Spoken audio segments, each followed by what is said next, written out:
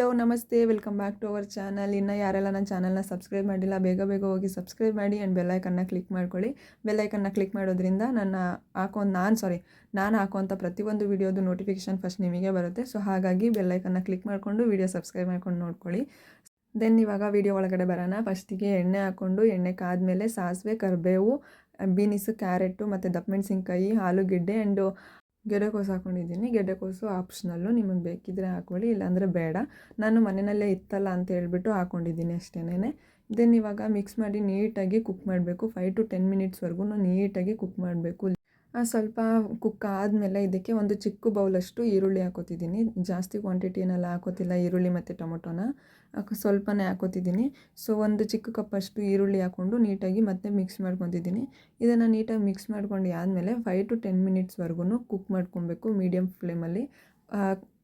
ಜಾಸ್ತಿ ಫ್ಲೇಮ್ ಮಾಡಬೇಡಿ, ಯಾಕಂದರೆ ತಳ ಹಿಡಿಯುತ್ತೆ, ಅಂದರೆ ಸ್ವಲ್ಪ ಬರ್ನ್ ಆಗಿಬಿಟ್ರೆ ಅಷ್ಟು ಟೇಸ್ಟ್ ಚೆನ್ನಾಗಿರಲ್ಲ. ಸೊ ಹಾಗಾಗಿ ಒಂದು ಮೀಡಿಯಮ್ ಫ್ಲೇಮಲ್ಲೇ ಇಟ್ಕೊಂಡು ಕ್ಲೋಸ್ ಮಾಡ್ಕೊಂಡು ಲಿಡ್ನ ಒಂದು 5 to 10 ಮಿನಿಟ್ಸ್ವರೆಗೂ ಕುಕ್ ಮಾಡಿ. ಅದಾದಮೇಲೆ ಟೊಮೆಟೊ ಹಾಕ್ಕೊಳ್ಳಿ. ಟೊಮೆಟೊ ಫಸ್ಟೇ ಹಾಕ್ಕೊಂಡ್ರೆ ಹುಳಿ ಬಿಟ್ಬಿಡುತ್ತೆ.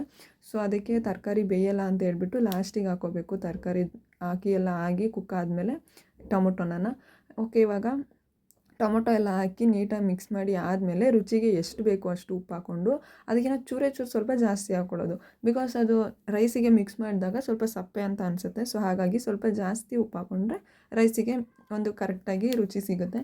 ಸೊ ಹಾಗಾಗಿ ಉಪ್ಪೆಲ್ಲ ಹಾಕಿ ಮತ್ತೆ ಒಂದು 15 ಮಿನಿಟ್ಸು ಕುಕ್ ಮಾಡಬೇಕು.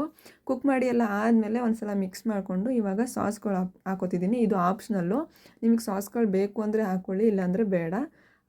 ಪೆಪ್ಪರ್ ಪೌಡರು ಮತ್ತು ಸಾಲ್ಟೇ ಸಾಕಾಗುತ್ತೆ, ಟೇಸ್ಟ್ ಚೆನ್ನಾಗಿ ಬರುತ್ತೆ. ನಾನು ಸ್ವಲ್ಪ ಆ್ಯಡ್ ಮಾಡ್ಕೋತೀನಿ ಅಷ್ಟೇ. ಟೊಮೊಟೊ ಸಾಸು ಮತ್ತು red chilli sauce and soya sauce ಹಾಕೋತಾ ಇದ್ದೀನಿ. ಇದು ಮೂರನ್ನ ಹಾಕ್ಬಿಟ್ಟು ಆಮೇಲೆ ಪೆಪ್ಪರ್ ಪೌಡ್ರ್ ಹಾಕೋತಿದ್ದೀನಿ. ನಾನು 1/2 ಸ್ಪೂನಷ್ಟು ಹಾಕೋತಿದ್ದೀನಿ ಅಷ್ಟೇ. ಪೆಪ್ಪರ್ ಪೌಡ್ರು ಜಾಸ್ತಿ ಹಾಕೋತಿಲ್ಲ. ನಿಮ್ಮ ಟೇಸ್ಟ್ ವೈಸ್ ಎಷ್ಟು ಬೇಕು ಅಂತ ಅದನ್ನು ನೋಡ್ಕೊಂಡು ಹಾಕ್ಕೊಳ್ಳಿ. ನನ್ನ ಮಗ ತಿನ್ನೋಕ್ಕೋಸ್ಕರ ಸ್ವಲ್ಪ ಖಾರ ಕಮ್ಮಿ ಮಾಡ್ಕೊಂಡಿದ್ದೀನಿ. ಸೊ ಹಾಗಾಗಿ ಇವಾಗ ಪೆಪ್ಪರ್ ಪೌಡ್ರ್ ಹಾಕ್ಬಿಟ್ಟು ನೀಟಾಗಿ ಒಂದು ಸಲ ಮಿಕ್ಸ್ ಮಾಡ್ತೀನಿ. ಮಿಕ್ಸ್ ಮಾಡಿಬಿಟ್ಟು ಒಂದು 5 ಮಿನಿಟ್ಸ್ ಮತ್ತೆ ಕುಕ್ ಮಾಡ್ಕೊತೀನಿ. ಅದೆಲ್ಲ ಟೇಸ್ಟ್ ಎಲ್ಲ ಅಬ್ಸರ್ವ್ ಮಾಡಬೇಕಲ್ಲ. ಸೊ ಹಾಗಾಗಿ ಮಿಕ್ಸ್ ಮಾಡಿಬಿಟ್ಟು ಲಿಡ್ ಕ್ಲೋಸ್ ಮಾಡಿಬಿಟ್ಟು 5 ಮಿನಿಟ್ಸ್ ಬೇಯೋಕೆ ಇಡ್ತಾಯಿದ್ದೀನಿ ಇವಾಗ ನಾನು. ಓಕೆ, ಇವಾಗ ರೆಡಿ ಆಯಿತು. ಎಲ್ಲ ನೀಟಾಗೆಲ್ಲ ಕುಕ್ ಆಗಿದೆ. ಇವಾಗ ಈ ರೀತಿ ಸುತ್ತ ಲೈಟಾಗಿ ಎಣ್ಣೆ ಬಿಟ್ಕೊಬೇಕು, ಆವಾಗ ಬೆಂದಿದೆ ಅಂತ ಅರ್ಥ. ಇವಾಗ ನಾವು ರೈಸ್ ಜೊತೆ ಮಿಕ್ಸ್ ಮಾಡ್ಕೊಳ್ಳೋಣ, ತುಂಬ ಟೇಸ್ಟಿಯಾಗಿ ಬರೋಂಥ ವೆಜ್ ಫ್ರೈಡ್ ರೈಸ್ನ.